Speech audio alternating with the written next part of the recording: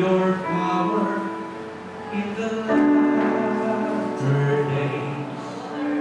We yearn to touch your presence in that sacred place. A pouring of your Spirit, empowering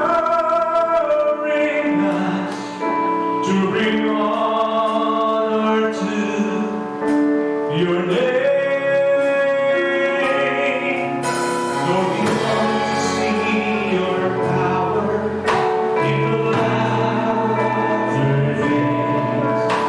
We yearn to touch your presence in that secret place. A pouring of your Spirit, empowering us to bring honor to your name. Move suddenly within our hearts as we bow ourselves to see your face. Pour your Spirit upon us again to revive our hearts of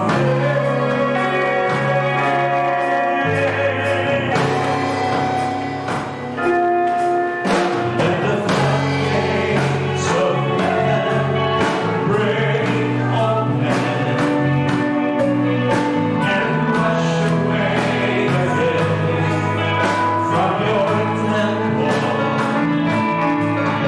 Its beauty will be truly restored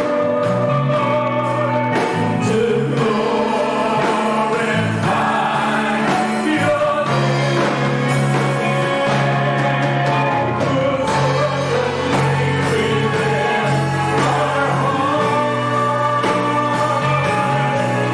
as we bow ourselves to see your face. Pour your Spirit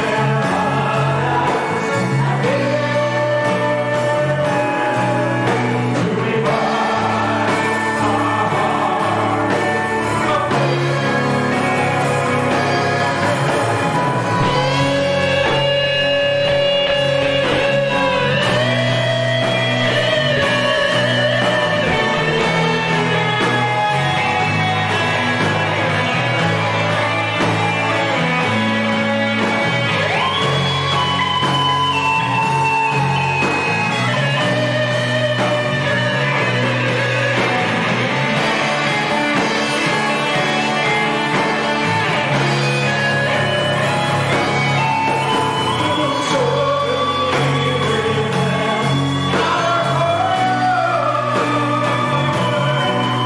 as we bow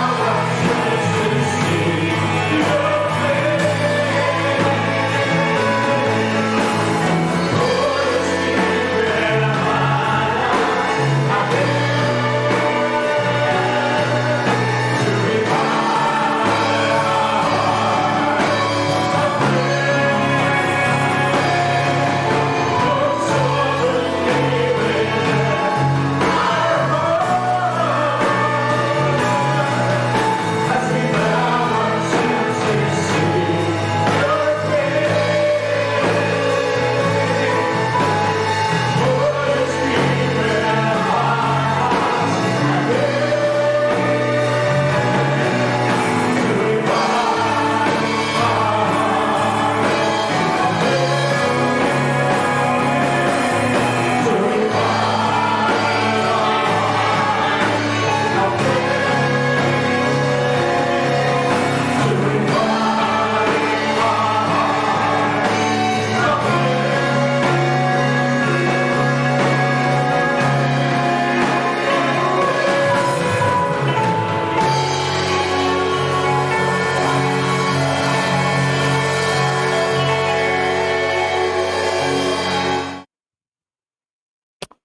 Purihin ang Panginoon at isa pong pinagpalang araw sa ating lahat, mga kapatid.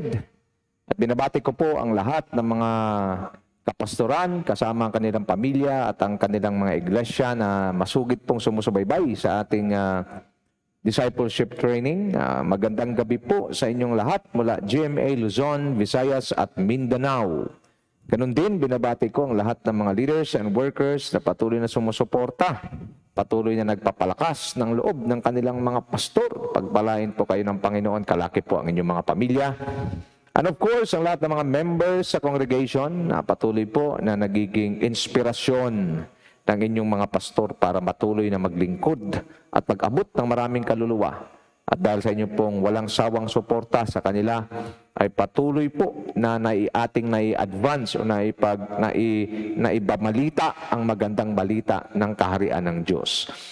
Of course, sa akin rin pong binabati ang mga kapatid na nasa iba't ibang bansa. Purihin ng Panginoon at we are so glad to have you and we're so glad to for you to have you joining our discipleship training. Mula dyan ho sa Taiwan, diyan po sa New Zealand, diyan po sa US, of course, nariyan sa Spain. Okay, pagpalain kayong lahat ng Panginoon mga kapatid. Please do share this message to your friends and loved ones.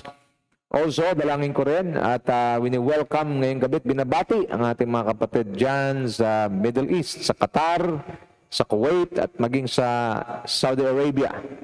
Of course, binabati rin natin ang mga nariyan sa Canada. Okay, purihin ng Panginoon, Canada.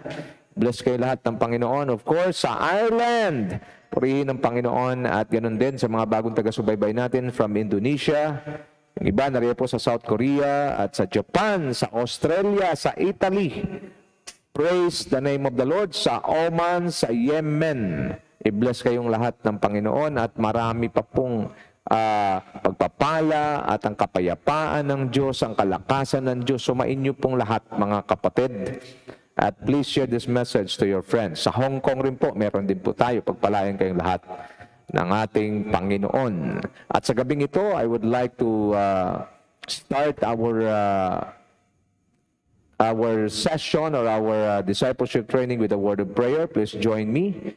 Father, we thank you and we bless you for this wonderful evening that you've given us to study your word. We pray that you will continue to enlarge the capacity of our spirit, continue to create that hunger and thirst in our spirit to partake the impartation of the now word, of the fresh word tonight. I pray, Father God, that the hunger and thirst and even the love for God will be our fuel as we continue to journey towards destiny. We thank you for your word that says that our labor in the Lord is not in vain. Walang katalo-talo ang isang taong tapat na naglilingkod kay Kristo. Father, we lift up to you those who are sick right now. In the name of Jesus, we pray for God's divine healing to flow and touch your body right now. In the name of Jesus. Every knee shall bow, every tongue confess, even all kinds of sickness will bow down. In the name of Jesus, and we come against all sickness in Jesus' most powerful name. Receive your healing right now. In the name of Jesus, receive your miracles. If you're in need of miracles today, receive your portion in Jesus' name. And I pray for the peace and the joy of the Lord to be upon you. And I pray that the provision of God, the earth is the Lord's and the fullness thereof will be given to you in the name of Jesus. I also pray, God, Holy Spirit, from the beginning until the end of our study, speak to us, O God, in a very powerful way and continue, Father God, to pour out wisdom, knowledge, and understanding so that we will not just hearers, but we will become doers of your word. We give you praise and we give you honor. To you alone the glory now and forevermore. In Jesus' most powerful name we pray. And everybody declare, Amen and Amen and Amen. Palapakan natin ang Panginoon. Glory to God. Muli po, isang pinagpalang araw sa ating lahat sa mga kapatid na nasa iba't ibang bansa at pinagpalang gabi naman dito sa ating mga kapatid sa ating minamahal na bansang Pilipinas. Sa mga kabubukas pa lamang ng kanilang Facebook, live rin po tayo ngayon sa YouTube. Please do us a favor to share this message to your friends, to your loved ones, na talagang alam ninyo na nangangailangan po ng mensaheng ito. If you are sick and if you join me in a word of prayer sa ating pagpananalangin, receive your healing in the name of Jesus. Receive your miracle healing in Jesus' most powerful name. God is the same yesterday, today, and forever. He's a God who healed His people before, and He will also heal His people today and even in the coming days. Praise the Lord, and we're in the continuation of our study, Winning the Battle from the Inside Out. So we are in the our discussion is focused more on the prioritizing the kingdom. Okay, the kingdom is when you speak about kingdom principles, it simply means the things that matters most to God. So discussed in our previous studies that we are in a constant battle. Okay, constant ang battle. Life, the battles in life never cease or never ends. As long as we are here on earth, the battles in life continues. So kailangan po tayong magiging matatag, kailangan po tayong maging matibay upang sa anumang labanan na ating kakaharapin, tayo po ay magtatagumpay.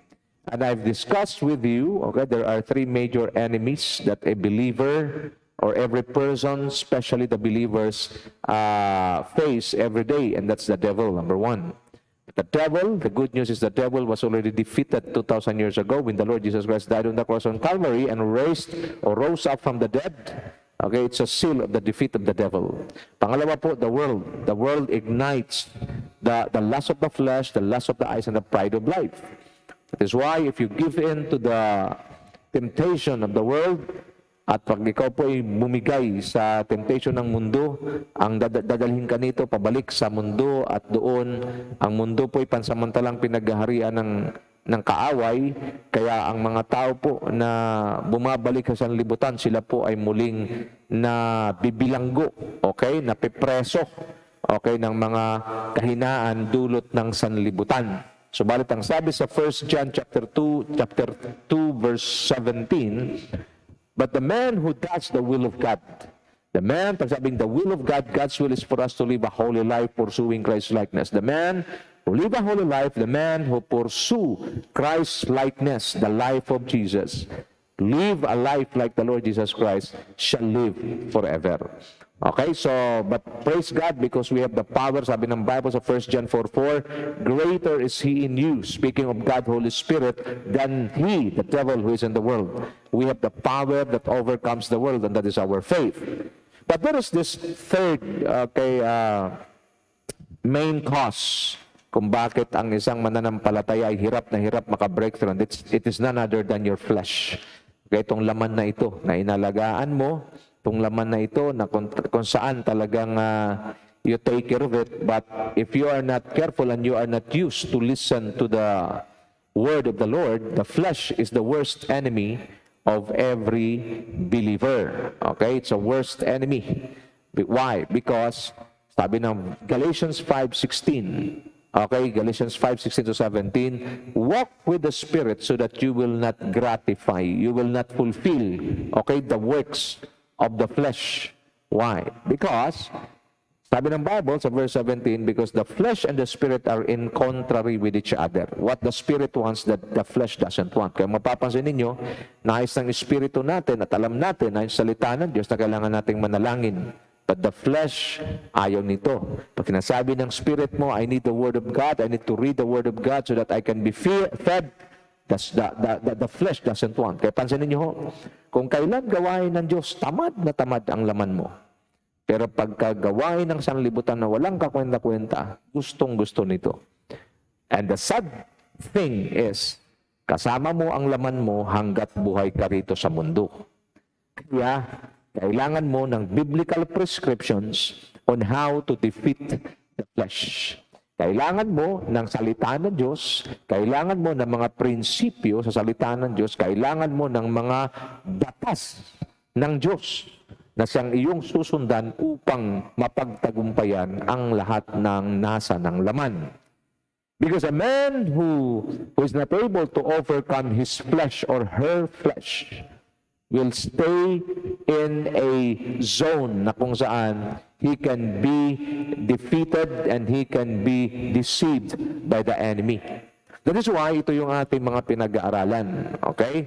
And I strongly believe na sinasabi po sa 1 Thessalonians 5, okay, 23 to 24, may God Himself sanctify you through and through, and may your whole spirit, soul, and body, your flesh, will be sanctified.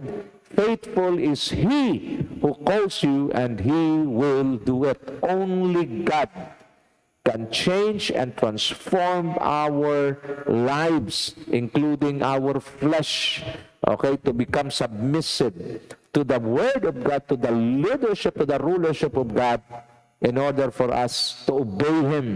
Kaya nga ho, may chance pa ang ating laman kung ito'y palagi nating ibabad sa salita ng Diyos, sa presensya ng Diyos, at sa sa patnubay ng Espiritu ng Diyos. At hanggang isang araw, masanay siya. Dati, di naman tayo nakikinig ng ganitong mga mensahe. Ngayon, nasanay ka na makinig at kinagigiliwan, hinahanap-hanap mo na. Why? Because yung flesh mo, na-fine-tune na at na-fine-tune at na-align na sa frequency ng Spirito ng Diyos, God Holy Spirit, kaya naging hanap-hanap na. Once na yung spirit mo, yung iyong laman ay nasanay na sa environment ng salita ng Diyos at sa Espiritu ng Diyos, sa presensya ng Diyos, kahit na yan ay ibalik mo pa sa sanlibutan, hindi na yan babalik. Bakit? Kasi walang katulad ang presensya ng Diyos, because in God's presence, there is fullness of joy, there is freedom, there is healing, miracles are overflowing. Hindi talaga ipagpapalit yan. Pero unless and until na maranasan yan ng isang tao, magpapatuloy pa rin ang kanyang kalalagayang karnal. Excuse me po. Kalalagayang karnal, sumusunod sa Diyos.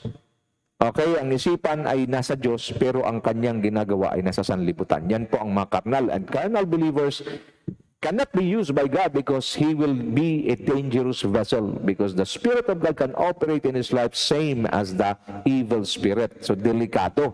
So, ano kailangan nating matuklasan? We need to discover biblical prescriptions on how to defeat the flesh so that the flesh will be subject to the rulership of the Spirit, so that the moment the Lord will command us to do something for Him, we will not become vessels of dishonor. Rather, we will become vessels of honor. So if you are ready, dadaanan ko ng mabilis kasi palagi na po natin itong na pag-aaralan. Siguro magtatanong kayo, parang inuulit-ulit niya. Why?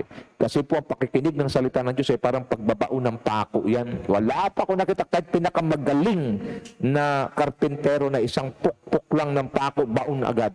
Maraming pukpok po yan. So ito po yung ginagawa natin. Kung atin may itong inuulit para bumaon sa ating espiritu hanggat magiging kabisado at lalakaran natin ito. Because the Word of God is powerful and you can only experience its power the moment you apply it in your life. Pag hindi ito bumaon sa buhay mo at sa isipan, sa puso mo, sa spirito mo, wala kang may apply. So number one, deny it. Every time your flesh, okay, will tempt you to do things that is in contrary to the standards of God, to the Word of God, deny it.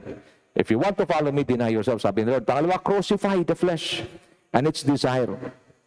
Ibig sabihin, pag sabing crucifixion, talagang you are dead. Lahat ng binaba sa krus, patay. So, ibig sabihin, crucifixion means death. Sabi ng Bible sa Galatians 5:24 sa Tagalog po ang pagkasabi, lahat na nakipag-isa at pinatay na ng lahat na nakipag-isa kay Kristo ang nasa ng laman at lahat ng hilig nito. Ibig sabihin, talagang hindi mo lang dinidinay, tinatayuan mo at sinasabi mo talagang ayoko na. So, if you will make a decision to say no to sin, to say no to your flesh, then the Lord will empower you. Tandaan natin, walang mahirap sa Diyos. Pero kailangan ng Diyos yung desisyon mo at desisyon ko na itigil na ang paggawa ng hindi tama, itigil na yung paggawa ng hindi kalugod-lugod sa Diyos, then that's the time the Lord will empower you through the power of God, Holy Spirit. Number 3, live for God's cause. So mahalaga po na buhay tayo. Mahalaga kung para kanino tayo nabubuhay. If you want to defeat the flesh, biblical prescription, Galatians 2:20, you need to live for God's cause. We're living for God, and if you're living for God, you will walk in holiness and righteousness. Letter D, offer our lives to God. Ibig sabihin, total surrender to God. daily. Okay? Araw-araw na pagsuko sa Diyos, because ang pagsuko natin sa Diyos ay ang ating pong pagpapasakop sa ating buhay sa Panginoon upang tayo po'y lulukuban niya ng kanyang mayabong na pakpak na anumang atake ng kaaway laban sa iyo, anumang temptation na ilagay sa iyo ng kaaway, you will never fall to it. Why? Because you are being covered by God. You surrender your life to God. Letter E, be a slave of righteousness, so not allowing any part of your body to be used by the enemy to commit sin. Dapat meron tayong standard. Our life should be exclusively for God's use only. All parts of our body, all parts or aspects of our lives must be surrendered to the Lord and must become slaves of righteousness. Letter F, live in holiness. So ito po yung ating isang kontrobersyal na pinag-uusapan, because holiness is God's divine calling to all His people. But just as He called you is holy, so be holy in all you do. For it is written, be holy because I am holy. Living in holiness. Sabi ng iba, pastor, mahirap yan. Hindi po mahirap. Imposible po. Okay? Imposibleng mabuhay na may kabanalan sa gitna ng mundong punong-puno ng kasalanan. But again, hindi sasabihin ng Panginoon, be holy in all you do, kung wala siyang gagawin. That is why He deposited inside us. He had given us. He gave us His Holy Spirit. Pangalan pa lang, Holy Spirit. Anong trabaho ng Holy Spirit? Very simple. Okay? Common sense lang yan. To make us holy. Kaya nga, ang sabi ng Bible sa Galatians 5, walk with the Holy Spirit so that you will not gratify, you will not do the lust of the flesh. Mga kapatid, sabi ng Hebrews 12:14, follow peace with all men and holiness, for without holiness no one shall see the Lord. So very important yan. And all, letter G, pursue Christ's likeness. The ultimate destiny of every believer is Christ likeness. For those God foreknew, He also predestined to be conformed to the image of His Son. Kung ikaw ay naging mananampalataya, isa lang ang goal mo sa buhay. Hindi yumaman, hindi magiging tanyag, at hindi magiging sikat at magtayo ng napakalaking simbahan, although hindi masama ang lahat ng yan. Pero the ultimate destiny of every believer is Christ-likeness. Tayo po ay niligtas ng Diyos para mabuhay katulad ng Panginoong Hesukristo. Diyos mismo ang nagdestino sa atin para tayo ay mai-conform, maitulad sa larawan or maitulad sa wangis, maitulad sa pamumuhay o sa buhay ng ating Panginoong Hesukristo. Access the grace of God in the life of the carrier of your grace, letter H. Okay, so ibig sabihin, the grace of the Lord had already been deposited in the life of your pastor. All you need to do is to connect. Palagi natin sinasabi yan. You need to connect to your pastor. Sino talaga ang inilagay ng Diyos na pastor mo sa buhay mo? Sino yung nagli-lead sa'yo? Sino yung nagpo-provide ng salita ng Diyos sa'yo? Mag-connect ka. Okay, pag sabing connection, you are submitting yourself to Him, you are obeying Him, you are supporting Him, you are respecting Him, loving Him. Yan yung connection na tinutukoy. Okay, so hindi po din dalawa connection mo. Okay, meron kang pastor, tapos meron ka pang iba. Kailangan alam mo sino talaga yung itinalaga ng Diyos. Okay, sa konteksto ng simbahan, sino yung nagpapastor, yun ang connectionan mo, yun ang connection mo. Diyan ka maka-access. So, para malinaw, mayroon kang sinusundan ng mga pastor din, pinapakinggan mo, iba-iba. Okay, yung pastor mo para mas mabilis, lagyan natin ng bangko, okay, para maintindihan. Halimbawa, yung bangko ng Bank A, yung pastor mo, tapos ang gustong-gusto mo sundan ng mga pastor, Bank B, tsaka Bank C. Malinaw, bangko pinag-uusapan. Ang account mo ay naka-deposito ka, at ang account mo nasa Bank A kay pastor mo ngayon sa simbahan mo. Hindi po masama, mayroon kayong ibang mga hinahangaan din at pinapakinggan na nakapagpalakas din sa inyo. Pero you should know saan ka ng Diyos, saan ang account mo. When it speaks to your account, saan ka ba ng Diyos itinalaga. Madalas po, pakinggan nyo mabuti, madalas, yung pastor na nakasanayan mo, yung una mong nakilala nung ma-born again ka at ikaw ay tumagal, nung tumagal na, medyo nagkakaroon ka na ng mga, alam mo na, medyo nakakapag-establish ka na, at mayroon na mga material at mga financially, medyo naging okay na, nag-iiba. Okay, you need to be careful pagdating dyan. Kasi kaya ka ng Lord binless, hindi para lang sa sarili mo, kundi para suportahan ang gawain ng Diyos at yung pastor mo. Kasi siya yung nagsusulong ng gawain ng Diyos. You should know the purpose of your wealth. You should know the purpose of your blessings. Because nakalagay sa Hebrews 13 verse 21, naway ipagkaloob sa inyo ng Diyos ang lahat ng pangailangan ninyo upang matupad ninyo at may sagawa ang kalooban ng Diyos. Our wealth, our blessings, we should know why God had given it to us. It is to support the advancement of God's kingdom on earth. Sino mag-a-advance? Ikaw? Hindi, yung pastor mo. Nagkaunawan tayo.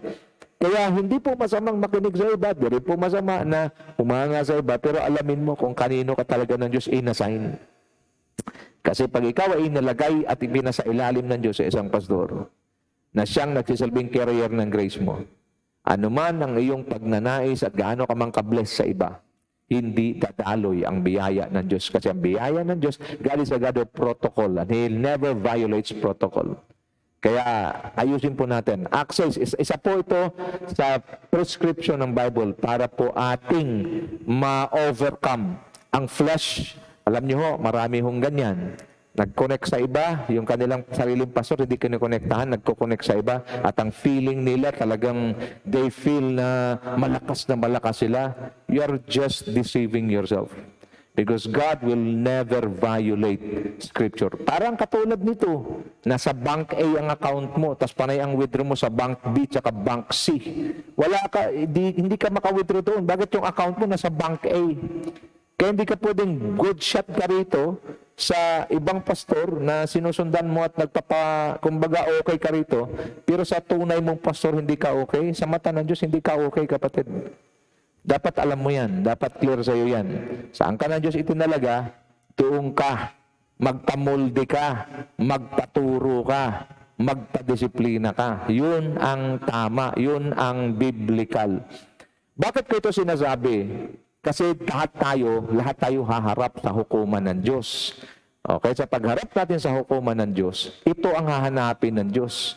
Okay? Are you submitting and are you putting your confidence, submission, and obedience to your leader? Ganun yan ang tanong. Ngayon, pag ang leader mong tunay na itinalaga sa ng Diyos, hindi mo sinusundan kasi mayroon kang ibang sinusundan kasi masarap pong sundan talaga yung iba.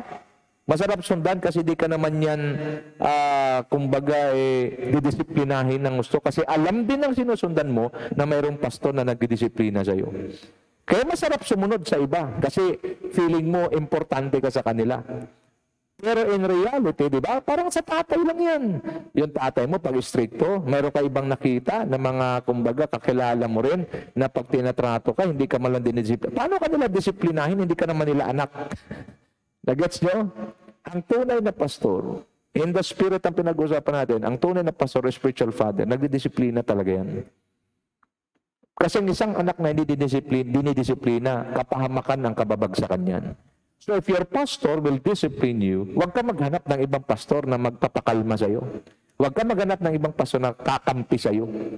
Okay? At paalala ko rin sa mga kapwa pastor, pag mayroong mga miyembro, yung ibang mga kapwa mo pastor or kapwa natin pastor na lumalapit sa atin, pagsabihan naman natin ng tama. Kasi yan ay mayroong sariling pamilya, may tatay, may church yan. Ibalik natin. Huwag natin kunin.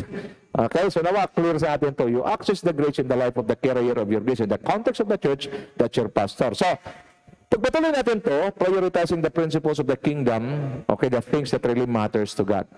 Ano mahalaga sa Diyos?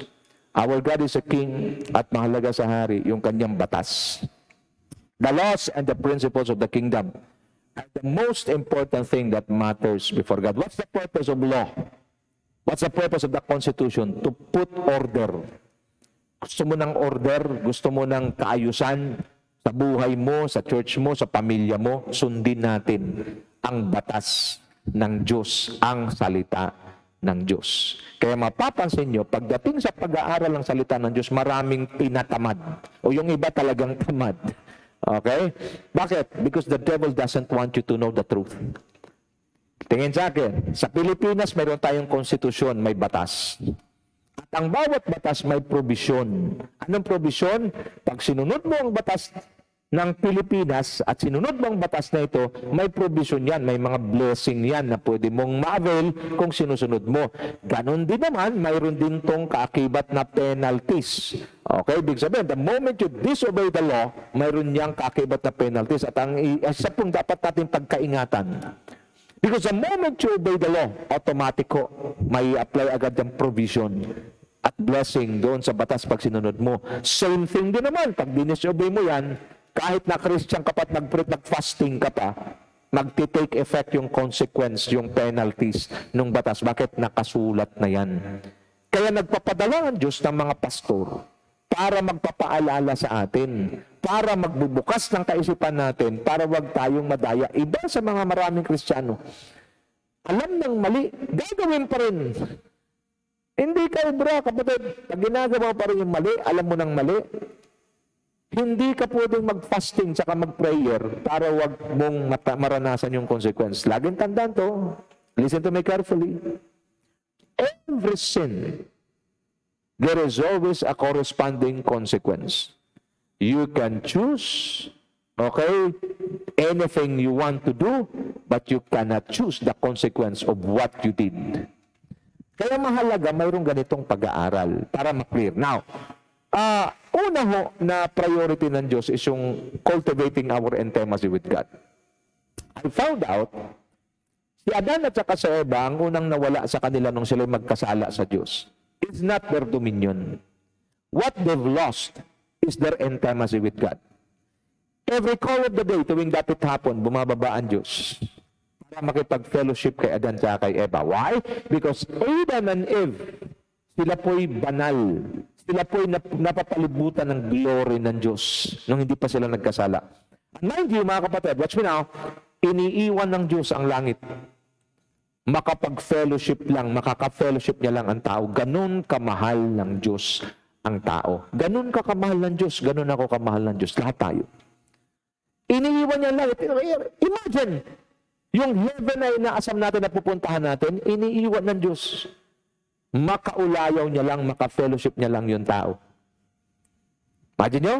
Now, when Adam and Eve sinned against God because they were deceived by the devil, ang una pong naputol ay yung intimacy.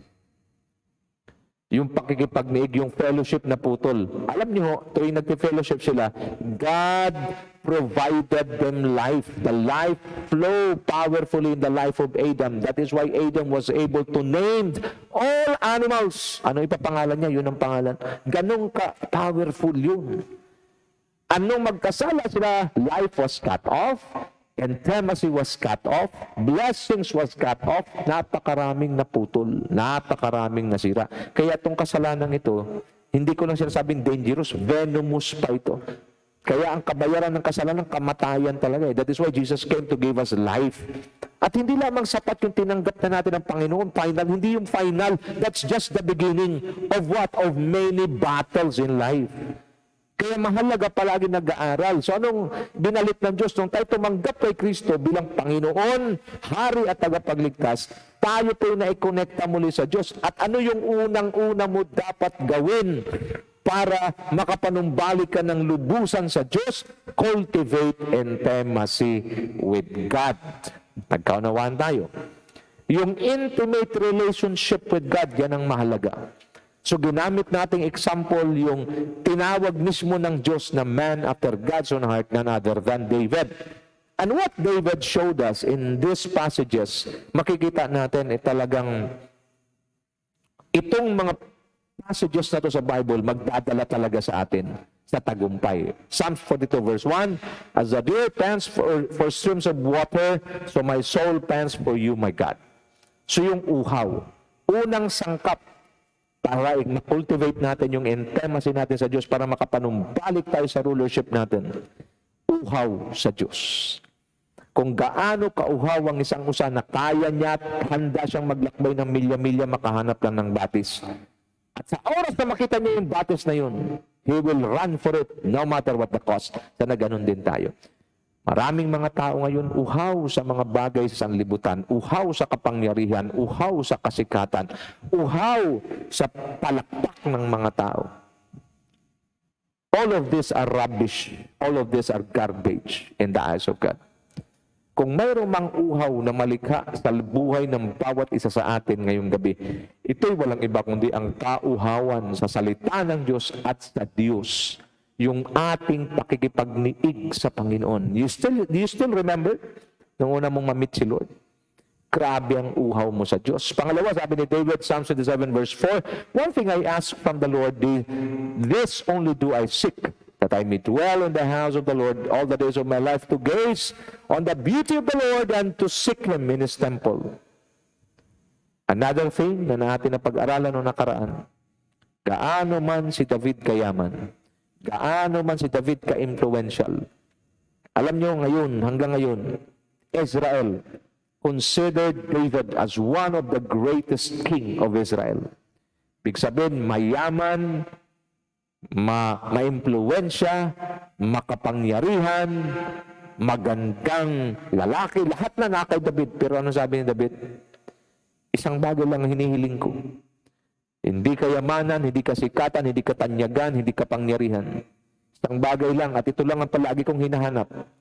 Ang manatili ako sa presensya ng Diyos sa lahat ng sandali ng aking buhay upang masilayan ko ang kanyang kagandahan, upang siya'y patuloy na hanapin sa kanyang banal na templo. Mga kapatid, David showed us how to cultivate intimacy with God.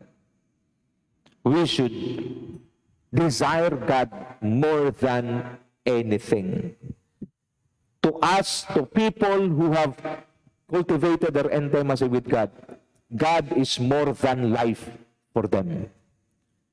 Ang kailangan dumating tayo sa punto na yan, ang tingin mo sa Diyos, higit sa buhay. Yung pag-ibig ng Diyos sa iyo, higit sa buhay. Na pag yun ang nawala, pag ang Diyos ang nawala, wala na rin buhay. Lagi kong sinasabi, God is life because life is in God. He is the origin of life. Okay? God is life, and life without God is useless. I don't care, sabi ng Panginoon, what profit a man if he gains the whole world but lose his own soul? The world will not give you life. The world will just give you anxieties. The Lord will just give you worries, stress. Yan ang dala ng sanlibutan. Alam niyo po kung ang sagot yan para hindi na ma-stress ang isang tao ay kayamanan, tumingin kayo sa paligid nyo, mas stress ang mga mayayaman kaysa mahihirap. Although ang mahihirap, mayroong ibang level ng stress dahil sa kawalan. Ang mayaman naman, iba rin ang level ng stress, may kasama pang nervyos. Bakit? Kasi hindi makalabas ng walang bodyguard. That's the truth. So, lahat na mayaman o mahirap, kasi nga nasa mundo ka. The world cannot satisfy your soul. The world cannot satisfy your needs. The world cannot provide you security. Kahit gaano ka, ilang daang security guard pat, ilang daang pantay pang meron ka, sabi ng Bible, unless the Lord build the house, the builder's effort is in vain. Unless the Lord watches over the city. Okay, yung mga nagbabantay, walang kabuluhan. Are you getting the point? It is no longer about us.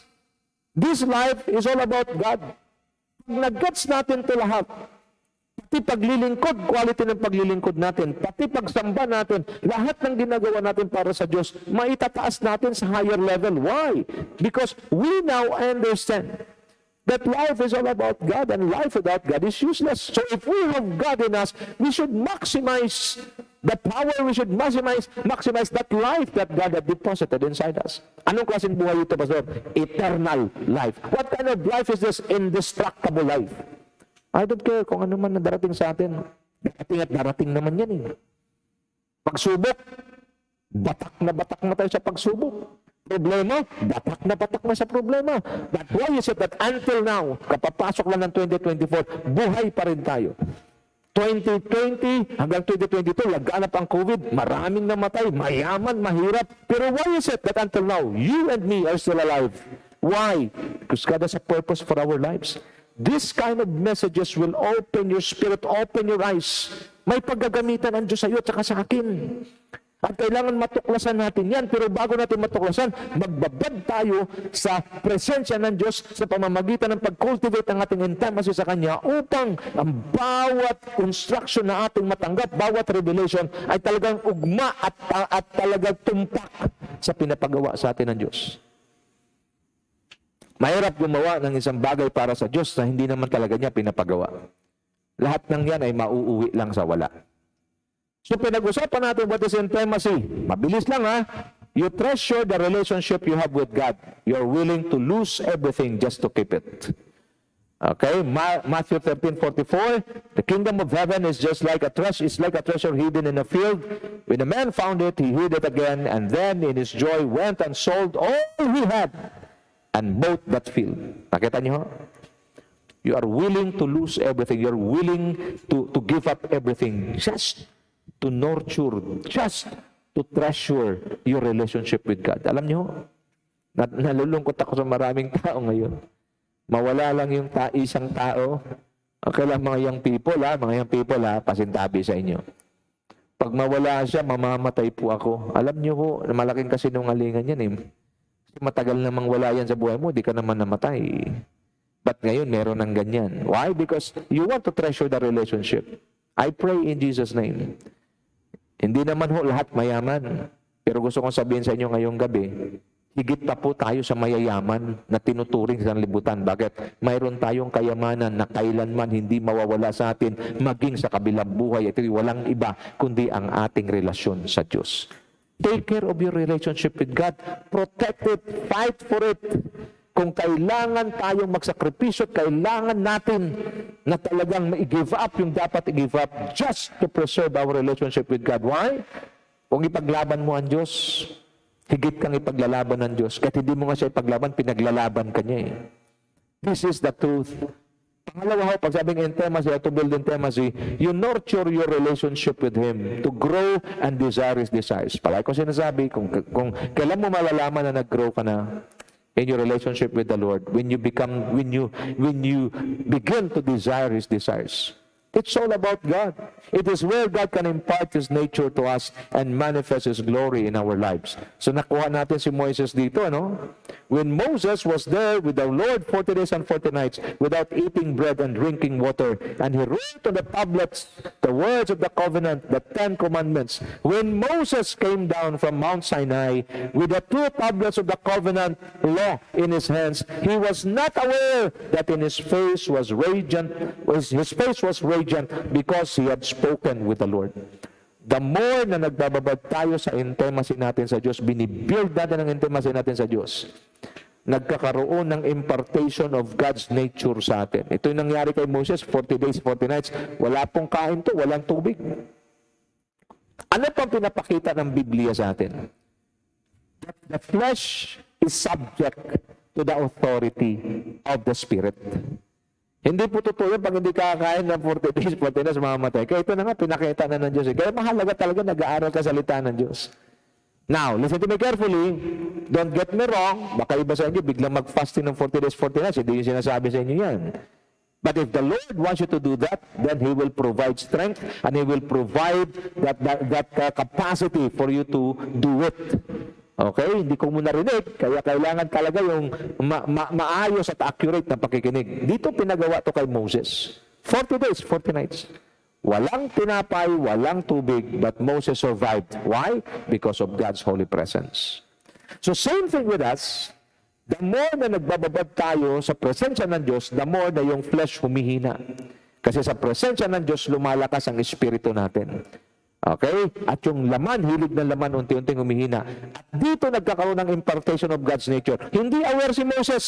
Pagbaba niya mula sa Mount Sinai, his face was radiant. Na-impart ng Diyos yung kanyang nature. Diba? No? Isa sa ating assignment dito sa lupa, tayo po, we are the light. Okay? The salt and the light of this world. Literal po. We are the light. Moses' face was radiant. Hindi siya aware dahil sa kanyang intimacy sa Diyos. Maaring hindi naman talaga literal na nagliliwanag ang mukha mo. Ibig sabihin, nagliliwanag ang ministeryo ng Diyos sa buhay mo, nagliliwanag yung mga ginagawa mo na talagang kinalulugdan ng Diyos, nagliliwanag yung kabutihan mo, nagliliwanag yung pagiging Kristiyano mo. Pag tinitingnan ka, mayroon kang God factor. Pag tinitingnan ka, mayroon talagang kakaiba sa'yo na kung saan nag-iinganyo at nag-anyaya sa iba na lumapit sa'yo, tanungin ka kasi gusto rin nila kung anong nararanasan mo, mararanasan nila. You will become controversial. Ang taong nabuhay sa presensya ng Diyos, controversial talaga siya sa sanlibutan. Bakit? Because people will begin to notice something different in you. Something unique. Something that is unique na hindi nila nakikita sa iba. Tawag natin dyan God factor. Kaya kahit saan ka pumunta, talagang nanonotice siya ng mga tao. At si Moses, nung makita nila, radiant yung mukha, hindi siya aware. Ano nangyari? Mano siya eh. Nagkaroon siya ng belo eh. Pangatlo ho, you feel at home in His presence. In His presence, the devil is off limit. Sabi ni David sa Psalm 84 verse 10, better is one day in your courts than 1,000 elsewhere. I would rather be a doorkeeper in the house of my God than dwell in the tents of the wicked. So dito pinakita ni David, mainam ang isang araw sa presensya ng Diyos kaysa 1,000 araw na nagliliwaliw sa iba't ibang lugar. Mapansin niyo mga kapatid, I hope and I pray in the name of our Lord Jesus Christ that this year, 2024, we will start and begin in an accurate manner. And that is dwelling, cultivating our intimacy with God. Because the moment we know how to enter into His presence, then in His presence, the devil is off limit. At sa presensya ng Diyos, may kagalakan, may kapahingahan, may kapangyarihan, may mga himala. Naroon lahat. Mga kapatid, please listen to me carefully. You can only find rest, you can only experience miracles, power in the presence of God. No one else. Kaya kung mayroong priority ang isang mananampalataya, ito'y walang iba kundi i-cultivate yung kanyang intimacy sa Diyos. Kasi ang labanan sa 2024, hindi yung husay, yung galing mo, talino mo. Ang labanan dito, sinong kakampi mo at sinong kasama mo. Kaya may kanta tayo, di ba? Dumaan man ako sa ilog, hindi ako malulunod. Dumaan man ako sa apoy, hindi ako masusunog. Bakit? Kasama natin ang Diyos. Isaiah 43. Mga kapatid, unahin natin ang presensya ng Diyos. Okay? Intimacy before ministry. Ulitin ko read the lips. Intimacy before ministry. Not the other way around. Yung iba ministry, hindi uno intimacy. Ang paghayo at paggawa sa ministeryo ng walang pakikipagniig at walang intimacy sa Diyos ay parang journey na walang patutunguhan. But if you have intimacy with God, hindi man masyadong maaksyon ang iyong ministry. Pero accurate siya. Why? Because it is a God-led ministry. At pag ang ministeryo mo, Diyos ang nangunguna, tiyak, may impact, mayroong transformation, at higit sa lahat, mayroong success and prosperity na mangyayari dyan. Now, the most powerful life is a life lived in the presence of God. Agree ako dyan 100%. You want your life to become powerful? Always dwell and live in the presence of God. So pinag-usapan natin truth that we should know. Building intimacy with God is knowing what is His priority. So first things first, the kingdom of God. So pinag-usapan natin, but seek first the kingdom of God and His righteousness, and all these things shall be added unto you. When you speak about kingdom, it is composed of two words, king's domain. Kingdom means rulership. Kingdom means kingship, paghahari ng Diyos. Sa Tagalog, pag sumakita ninyong pagharian kayo ng Diyos, mabuhay ng ayon sa kanyang kalooban. Righteousness is living in the center of His will. At pag nangyari ito, ano raw mangyayari? Lahat ng kailangan ninyo ay kanyang idadagdag. Sa ibang translation, ipagkakaloob niya sa inyo. Baliktad eh. Ang iba, inuuna yung idadagdag. kaysa pagharian sila ng Diyos. Bakit? Why is it that many people doesn't want God to be their king or to be the king of their lives? Why? Because there are things that they cannot surrender. Tingin sa akin. Susuko pa rin lang naman. Anumang laban, makinig po mga kapatid ha, anumang laban ang iyong pinangahawakan, okay, kung yan ay laban sa Diyos, ako po bilang lingkod ng Panginoon ay makikiusap sa inyo. Ang tawag ko dyan na mamanhik sa inyo. If you are going against God tonight, better for you to surrender before it's too late. Marami po, matitigas talaga eh. Marami talagang patunayan yung sarili nila. Lord, hindi. Mali ka. Tama ako eh. Kapatid, makinig. Makinig po kayo. Walang ibang pinakamatalino, pinakamarunong at may alam ng buhay mo, kundi ang manufacturer mo, ang creator mo, ang Diyos. Wala na pong iba. Maybe you have so many dreams, you have so many plans. But the Bible says, plans belongs to man, but God is the one who approve it. Disapprove sa Diyos ang plano. Kailan nagiging disapprove ang plano? Kung plano lang ng tao, hindi plano ng Diyos. Disapprove sa Diyos yan. Kaya ang sabi ng Diyos, yung first na sinasabi ng Panginoon, seek first His kingdom. Pagharian ka muna.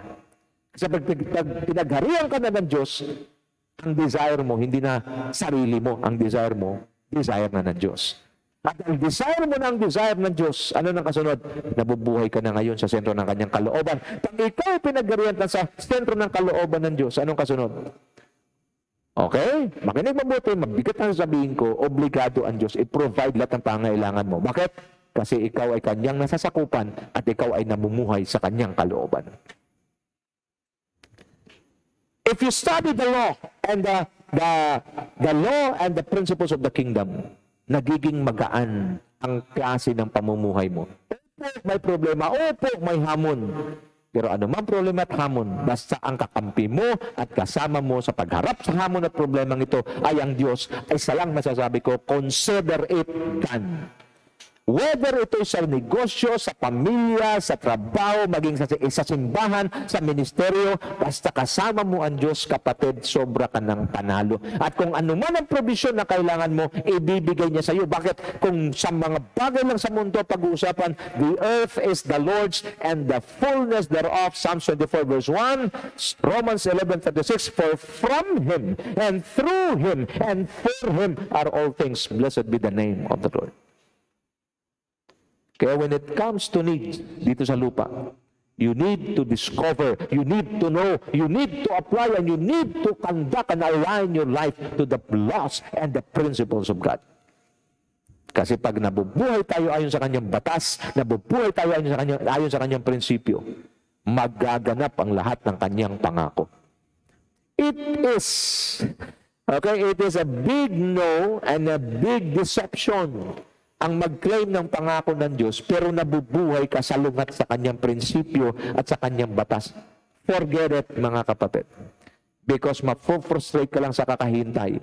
Kailangan mong i-fulfill ang kanyang requirement, yung kanyang batas, sundin mo yung kanyang prinsipyo, at ang Diyos ay hindi po tumatalikod sa kanyang pangako at sa kanyang salita. Gagawin niya talaga ang kanyang sinasabi. Now, what is righteousness? Living in the center of God's will and obeying God's law accurately, doing what is right in the eyes of God and men at all times, especially when you are alone. Keeping the integrity of your spirit. Integrity means you never violate a law, even if you have all the opportunity to do it. That's righteousness. You do what is right in the eyes of God and in the eyes of men, especially when you are alone. Mahalaga ito, mga kapatid. Because when you are alone, you have only one audience, and that is God. Kaya mahalaga ho na atin talagang binabantayan ang ating mga sarili, binabantayan natin ang ating iniisip, ang ating galaw. Hindi po ito madali. Kaya tayo mayroong supply ng salita ng Diyos para magpapaalala sa atin, para wag tayong maisahan at wag tayong madaya ng kaaway. Mahalaga po ito. Let us preserve the integrity of our heart. Let us live in righteousness. How to establish His rulership over our lives? Mark 12:30, and you shall love the Lord your God with all your heart, with all your soul, with all your mind, and with all your strength. This is the first commandment, King James Version. If you want the rulership of God and the righteousness of God, living in the center of His will, and you want all the things that you need in life will be provided to you, that's the first requirement ng Panginoon. You should do the first commandment, loving God above all. Mga kapatid, paalala ko po, marami sa atin takot at kinokompromiso ang Diyos. Huwag po kayong magalit sa akin, kailangan ko sabihin ng katotohanan. There are people, even believers of Christ, na atin pong kinokompromiso ang ating pananampalataya sa Diyos. Kapalit ng mga bagay sa libutan, kapalit ng pansamantalang kasiyahan, kapalit ng mga bagay na magbibigay ng kasiyahan sa ating katawang lupang pansamantala. Can you look at me now, straight in the eye? Ngayong gabi ho, timbangin natin ang lahat ng bagay. Dalawa pong pagpipilian natin ngayong gabi. Eternal and temporal. Lahat ng bagay sa libutan, temporal. Huwag kang padaya, kapatid. Temporal lahat yan. Kotse mo, bago. Taon lang yan, bibilangin, luluma yan. Bahay mo, bago. Taon lang, bibilangin, luluma yan. Temporal kasi. Kahit relasyon mo sa tao, gaano mo ang kamahal ang isa't isa, lilisan at lilisan ang bawat isa sa atin. So wala hong permanente rito. Walang permanente sa lupa.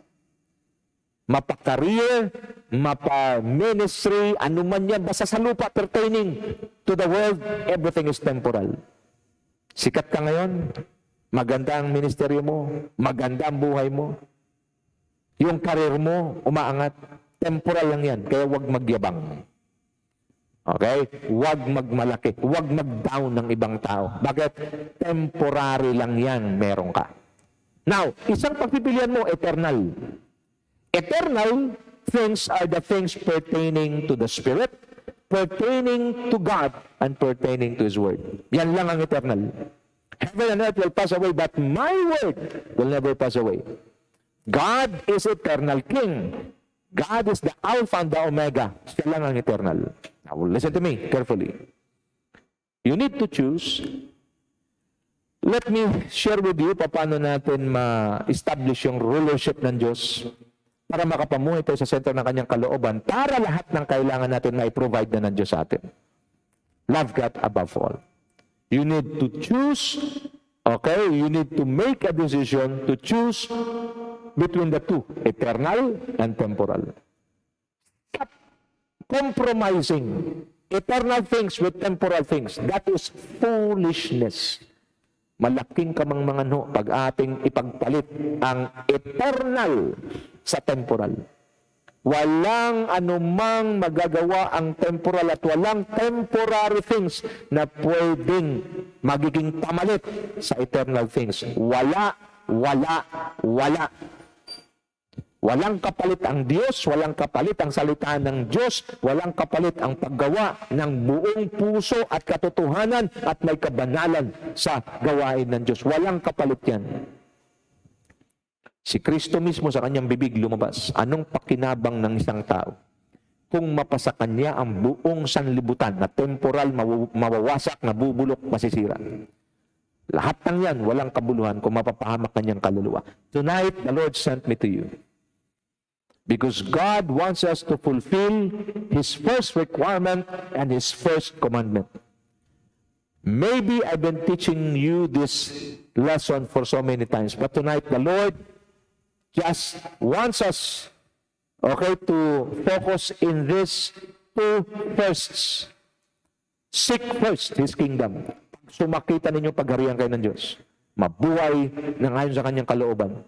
Ipagkakaloob niya ang lahat ng kailangan ninyo. If you will check, if you will read the context, the preceding verses, it's all about food, it's all about drinks, it's all about clothes, it's all about the needs that we have on earth.